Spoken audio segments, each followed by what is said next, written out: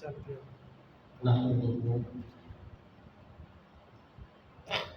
نحمده ونصلي ونسلم على سيدنا ومولانا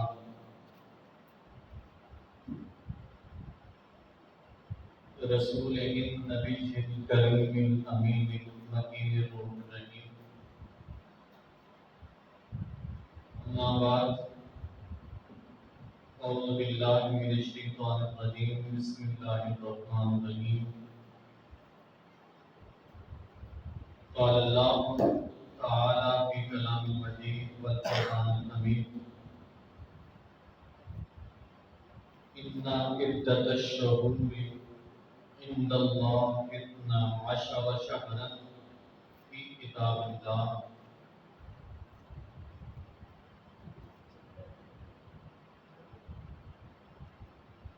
يوم خلق السماوات والأرض منها أربعة حرم. صدق الله مولانا العظيم وصدق رسوله النبي العظيم. إن الله وملائكته يصلون على النبي يا أيها الذين آمنوا صلوا عليه وسلموا تسليما. صلاة والسلام عليك يا سيدي يا رسول الله وعلى آلك وأصحابك يا حبيب الله.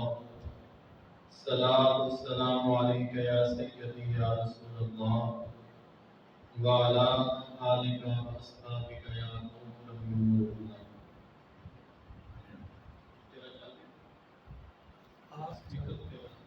جی ہاں باہر والے دونوں چلتے ہیں. دھڑک دھڑک کے بول اٹھا صدا صدا حسین ہے. شان اہل بیت دیکھ سبھی کے سب مثال ہیں. کوئی نہیں حسین سا، حسین بس حسین ہے. عمر سے چل عمیر تک، بشر سے چل بشیر تک، بڑے بڑے یہ کہہ گئے بہت بڑا حسین ہے. اور عجب لڑی ہے جنگ بھی حسین نے یزید سے. عجب لڑی ہے جنگ بھی حسین نے یزید سے.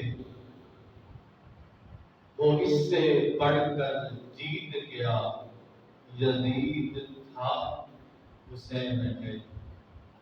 یزید تھا حسین ہے. اور جہاں جہاں اٹھی نظر حسین ہی حسین ہے. شجر شجر ثمر ثمر حسین ہی حسین ہے. زمین سے آسمان تلک نظر گئی جہاں تلک. دعا دعا اثر اثر حسین ہی حسین ہے. نبی کی پشت پاک پر یا کربلا کی خاک پر غرور سجدہ جس کا سر حسین ہی حسین ہے.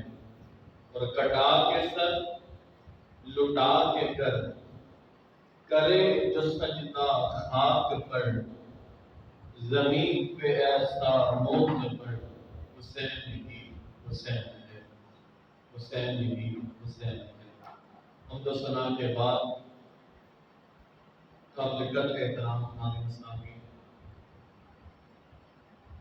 اللہ رب العزت کا کرم احسان جس کی توفیق سے اس کے دربار علی شان کے اندر حاضر ہیں. اللہ کریم ہم سب کی حاضری کو اپنی بارگاہ میں قبولیت کا شرف عطا فرمائے. اسلامی سال کا اختتام ہونے کے بالکل نزدیک ہے. یا آج محرم الحرام کا آغاز ہو جائے گا، اور اگر چاند 30 کا ہوا تو کل آغاز ہو جائے گا۔ اگر ہم توجہ کریں تو جس طرح پچھلے جمعہ المبارک پر بھی میں نے آپ کو گوشت گزار کیا کہ اسلام اپنے اندر بہت سی قربانیوں کو اور بہت سی قربانیوں کو سمیٹتے ہوئے آج ہم تک پہنچا ہے۔ پچھلے 2-3 جمعہ المبارک پر ہم نے شہادت سیدنا عثمان غنی رضی اللہ تعالیٰ عنہ آپ کے حوالے سے گفتگو کی، آپ کے فضائل اور مناقب کے اوپر چند چیزیں میں نے آپ کے سامنے رکھی۔ پھر پچھلے جمعہ المبارک پر خلیفہ قوم جن کی شہادت یکم محرم کو ہے، یعنی مراد حضرت عمر بن خطاب رضی اللہ تعالیٰ عنہ، آپ کی شہادت یکم محرم کو ہے، آپ کے مناقب اور فضائل کے اوپر گفتگو کی۔ آج میں چاہتا ہوں کہ محرم کا چونکہ آغاز ہو جائے گا تو محرم کی فضیلت کے اوپر کچھ گفتگو کرنا چاہتا ہوں، اور آئندہ آنے والا انشاءاللہ اگر اللہ پاک نے وقت کی نعمت ہمیں دوبارہ بخش دی، زندگی باقی رہی تو انشاءاللہ پھر آگے کربلا اور امام عالی مقام امام حسین کا ذکر ہوگا۔ یاد رکھ لیں کہ اللہ پاک نے قرآن پاک کے اندر ارشاد فرمایا سورہ توبہ کے اندر کہ ان عدت الشہور عند اللہ 12 شہرا فی کتاب اللہ، کہ جب سے اللہ پاک نے اس روئے زمین کو بنایا، کائنات کو تخلیق کیا، اس وقت سے لے کر قیامت تک سورہ توبہ کے اندر ارشاد فرمایا کہ اللہ کے نزدیک مہینوں کی گنتی 12 ہے۔ ان عدت الشہور عند اللہ، اب ان 12 کے اندر اللہ پاک نے کچھ مہینوں کو 12 مہینوں کے اوپر فوقیت عطا کی۔ سارے دن ایام سارے مہینے اللہ پاک کے بنائے ہوئے ہیں، تو جس طرح اللہ پاک نے باقی ایام ایک جیسے نہیں رکھے، کسی نہ کسی دن کو کسی حوالہ سے فضیلت بخشی، جیسے ہم مثال دے دیں کہ رمضان ایک مخصوص مہینہ ہے، باقی 11 مہینے بھی اللہ پاک کے بنائے ہوئے ہیں، لیکن رمضان کی فضیلت اللہ پاک نے الگ رکھی۔ پھر رمضان کے بعد عید الفطر ہے، عید کا دن ہے، اب ہم پورا سال عید نہیں مناتے، جس کو اللہ پاک نے عید کا دن بنا دیا ہم اسی دن عید مناتے ہیں۔ اسی طرح ایک رات 12 مہینوں کے اندر لیلۃ القدر کی عطا کر دی، اب ہر رات لیلۃ القدر کے برابر نہیں ہو سکتی۔ اسی طرح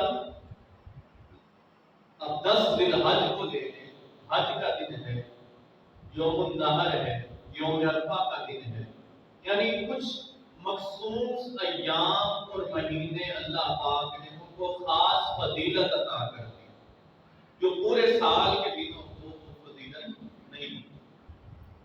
اسی طرح اللہ پاک نے ان 12 مہینوں کے اندر بھی 4 مہینے بڑے خاص بنا دیے۔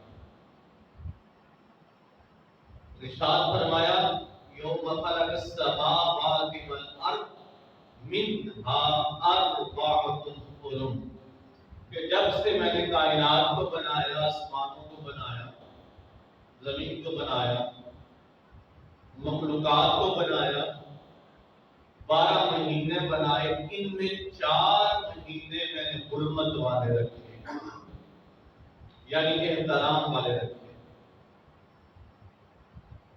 اب مولا وہ 4 مہینے حرمت والے کون سے ہیں؟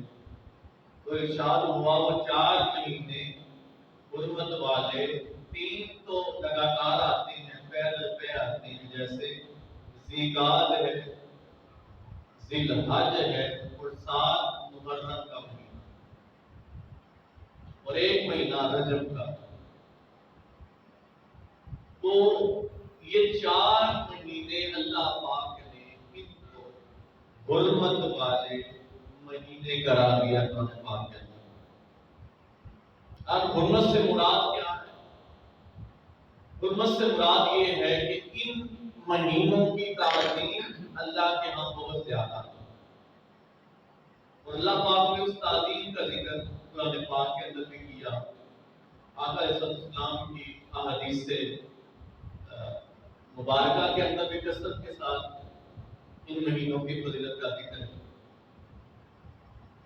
اب میں مختصراً آپ کے سامنے بس ایک ہی روایت پیش کرتا ہوں کہ فضیلت کی وجوہات بہت ساری ہیں. حرمت والے ان مہینوں کی فضیلت بہت ساری ہیں، لیکن خاص یہ کہ ذی القعدہ کیونکہ حج سے پہلے آتا تھا، لہٰذا لوگ حج کی تیاری کرتے تھے، سفر شروع ہوتا تھا. تو ان مہینوں کے اندر جو خاص عمل ہے اللہ پاک نے جو ارشاد فرمایا وہ یہ کہ ان مہینوں کے اندر اللہ پاک نے جنگ کو منع کر دیا. قتال کی اجازت نہیں، لڑائی جھگڑے کی اجازت نہیں. کہا کہ اگر لڑائی جھگڑا بھی ہو تو اللہ پاک نے اس مہینے کے اندر لڑائی جھگڑے کو حرام کرا دیا، اس کو حرمت والا مہینہ قرار دے دیا. اب اس کی ایک وجہ تو یہ ہے کہ حج جو ہے وہ ذی الحج کے اندر ہوتا تھا اور یہ حج اسلام سے قبل بھی موجود تھا. اسی طرح ان مہینوں کی حرمت اسلام سے پہلے بھی موجود تھی. اب مفسرین نے اس کے اوپر بحث کیا، لیکن میں ایک روایت پیش کرتا ہوں، پھر اپنے موضوع کی طرف ہم آ جائیں گے کہ کیونکہ ذی الحج کے اندر حج کرنے کا حکم ہوتا تھا تو ذی القعدہ کے اندر لوگ حج کی تیاری کرتے تھے اور حج کے لیے نکل پڑتے تھے. لہذا کوئی بھی اگر جنگ کا ماحول ہوتا، کسی قبیلے کی آپس میں لڑائی جھگڑا چل رہا ہوتا تو وہ ان مہینوں کے اندر اپنے قتال کو یعنی جنگ کو روک دیتے اللہ کا حکم. تو لوگ حج کا تاکہ سفر آسانی سے ہو سکے، کسی کو کوئی مشکل نہ درپیش ہو. تو ذی القعدہ پھر حج کی تیاری کے اندر گزر گیا، پھر آگے سے حج آ گیا، لوگوں نے حج کر لیا، وہ حج کے لیے ان دنوں کے احترام کو لازم کر دیا. اور پھر حج کر کے لوگوں نے واپس لوٹنا ہوتا تھا محرم کو، پھر اس لیے فضیلت عطا کر کے تاکہ لوگ آسانی کے ساتھ آ سکیں اور حج بیت اللہ کی سعادت حاصل کر سکیں. اسی طرح پھر رجب کو کیوں حرمت والا قرار دے دیا؟ مفسرین نے کہا کہ رجب کے اندر بھی عمرے کرنے کا ثواب اللہ پاک نے بہت زیادہ رکھا ہے، اس لیے سفر کرنا ہوتا تھا لوگوں نے تو اس مہینے کو بھی حرمت والا مہینہ قرار دے دیا. اب کافی لوگ کیا کرتے تھے، اب جہالت کا دور تھا، زمانہ جاہلیت تھا، وہ ان دنوں کا احترام تو کرتے تھے، لیکن کبھی بعض اوقات اگر ایسا ہوتا کہ ان کی جنگ اگر چھڑی ہوتی تو وہ اپنی مرضی سے ان دنوں کو تقسیم کر دیتے. یعنی اگر مہینہ مثال کے طور پر شوال کا ہے، اس کے بعد ذی القعدہ کا مہینہ، اب ذی القعدہ کے اندر قتال منع ہے، اب ان کی اگر لڑائی چھڑی ہوئی ہے تو وہ اپنی مرضی سے اس طرح کی تبدیلی کرتے تھے، کہتے تھے کہ نیا مہینہ شروع ہی نہیں ہوا، یہ مہینہ پرانا شوال ہی چلتا ہے. تو 2 مہینے گزار دیتے، یعنی 60 دن گزار دیتے اور کہتے نہیں مہینہ وہی چل رہا. تو اپنی مرضی سے مہینوں کے نام بھی تبدیل کر دیتے.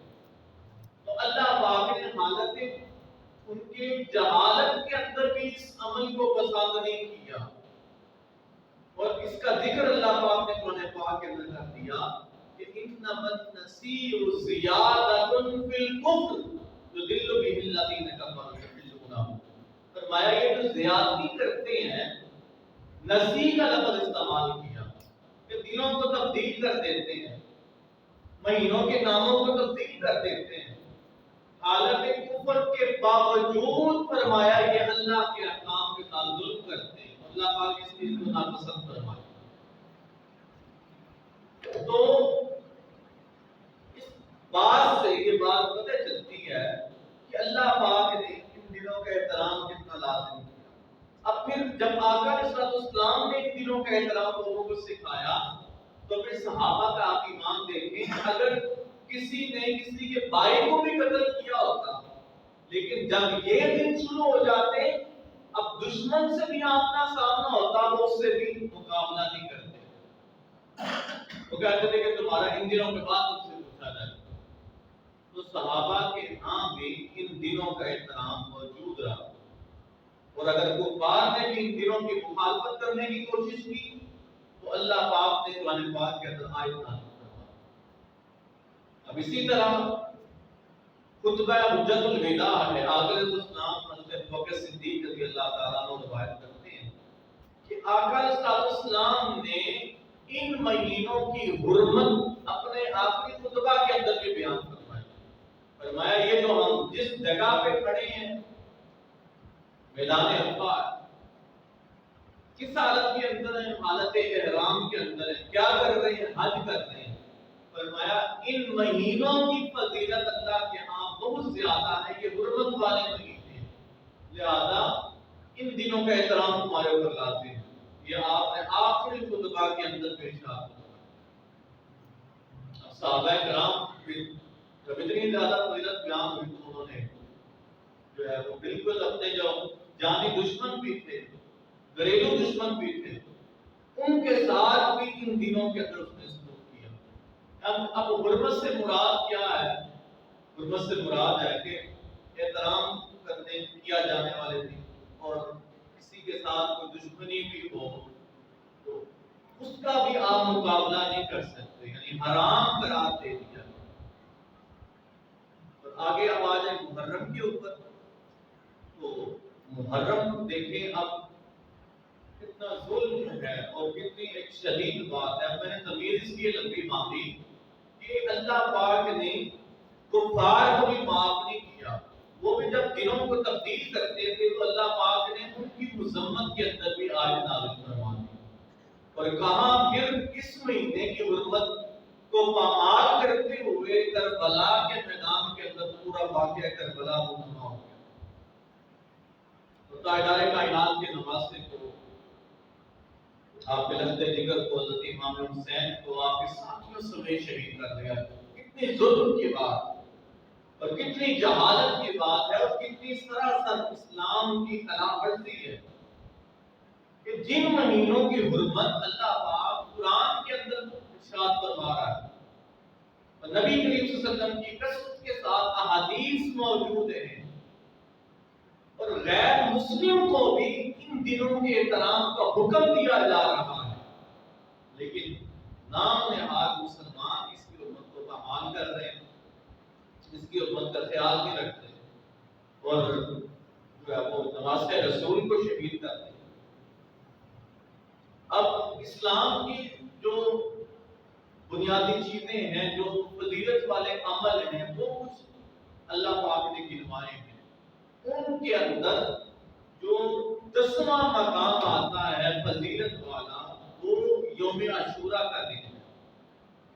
اب عاشورہ یہ نہیں کہ امام علی مقام کی شہید ہونے کے بعد اس کی فضیلت شروع ہوئی، نہیں، محرم کے مہینے کی فضیلت پہلے سے چلی آ رہی ہے، اور خاص 10 محرم کی فضیلت بھی پہلے سے چلی آ رہی ہے، یہاں تک کہ تاجدار کائنات آپ کا ارشاد گرامی ہے کہ اللہ پاک جب قیامت برپا کرے گا تو وہ بھی عاشورہ یعنی 10 محرم کا دن ہوگا۔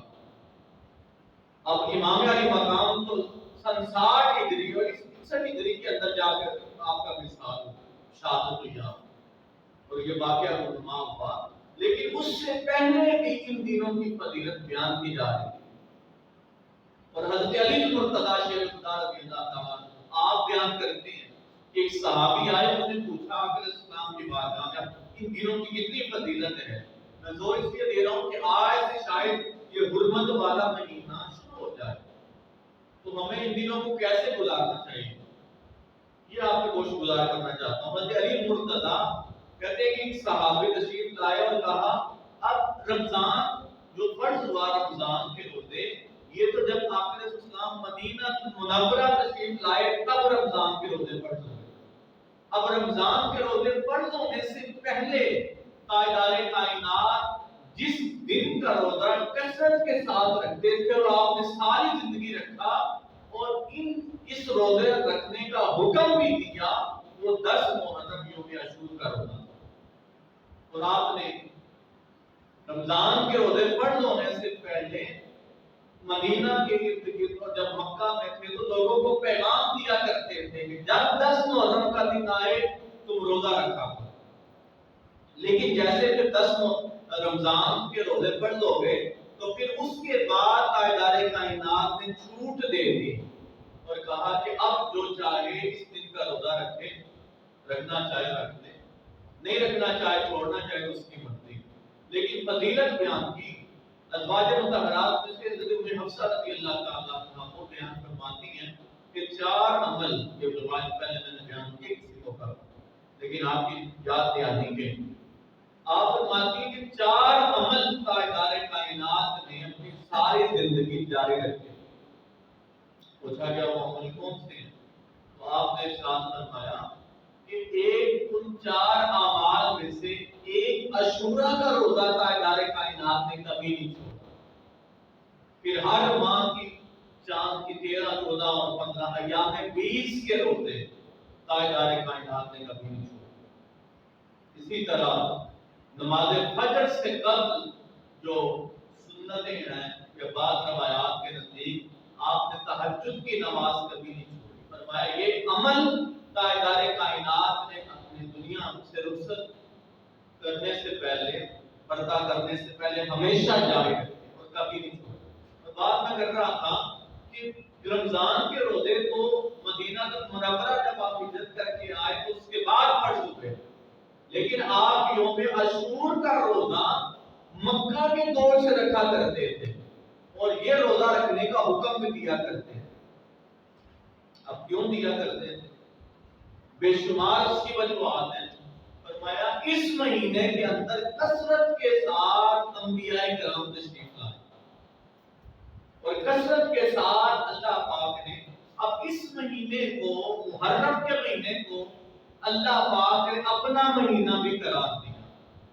تو جہاں اس کا اتنا فضیلت ہے، اتنی مقام ہے، وہاں اتنا اگر کوئی بندہ ظلم کرتا ہے، برائی کے راستے پہ چلتا ہے، دوسروں کو نقصان پہنچاتا ہے تو اس کی پکڑ بھی زیادہ ہے، گناہ بھی زیادہ ہے۔ اب انبیاء بہت سے کثرت کے ساتھ انبیاء کے واقعات بھی اس مہینہ کے ساتھ منسوب ہیں۔ میں یہاں 2-4 آپ کے سامنے گزار کرنا چاہتا ہوں۔ روایت میں پیش کر رہا تھا کہ ایک صحابی آقا علیہ السلام کی بارگاہ میں پیش ہوئے اور جب رمضان کے روزے فرض ہو گئے تو انہوں نے سوال کیا کہ آقا رمضان کے علاوہ میں کون سے روزے رکھوں، کن روزوں کی زیادہ فضیلت ہے؟ تو تاجدار کائنات نے ارشاد فرمایا کہ اگر غیر رمضان کے اندر روزے رکھنا چاہتے ہو تو محرم کے اندر رکھا اور کہا محرم کے اندر پھر خاص دن یوم عاشور کا دن ہے۔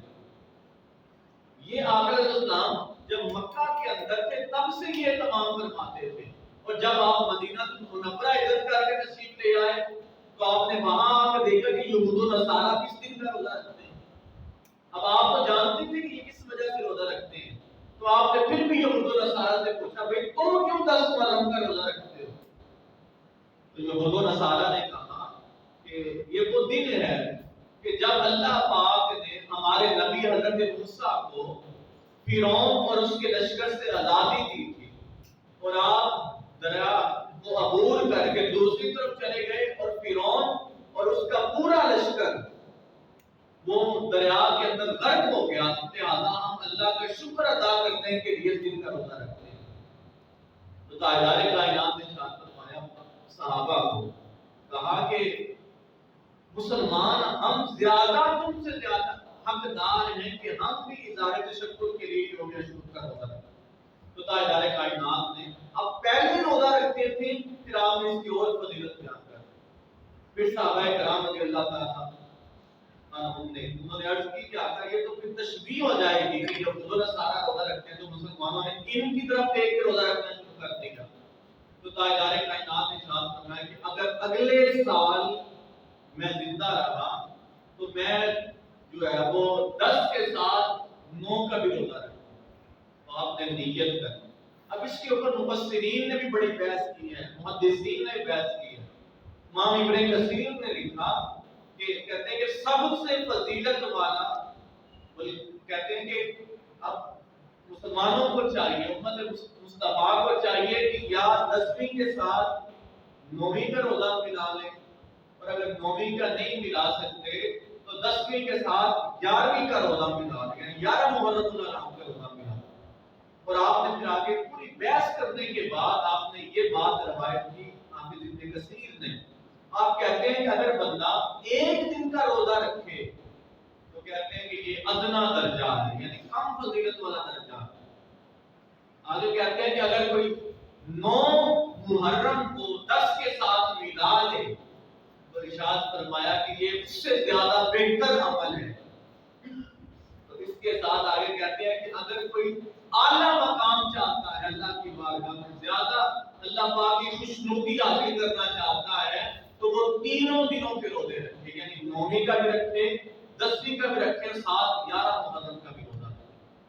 کہتے ہیں جب ایک دن کا روزہ رکھیں گے تو وہ کم درجہ ملے گا، 2 دن کے ملیں گے تو درمیانہ درجہ ملے گا، اور اگر 3 دن رکھتا ہے تو اللہ کی بارگاہ میں اس بندے کو خاص مقام مل جائے گا. اور میں وہ روایت پوری کر دوں کہ حضرت علی مرتضیٰ نے آپ نے ارشاد فرمایا، روایت کرتے ہیں کہ وہ جو صحابی آئے انہوں نے پوچھا کہ غیر رمضان کے علاوہ میں کون سا روزہ رکھوں، تو تاجدار کائنات نے ارشاد فرمایا کہ تم عاشورہ کے دن کا روزہ رکھو، یعنی 10 محرم کا روزہ رکھو. اب صحابہ نے وہ عمل کرنا شروع کر دیا. صحابہ کرام آقا اسلام کی بارگاہ میں حاضر ہو گئے اور انہوں نے عرض کی کہ اس روزے کا ہمیں کیا اجر ملے گا، کیا ثواب ملے گا.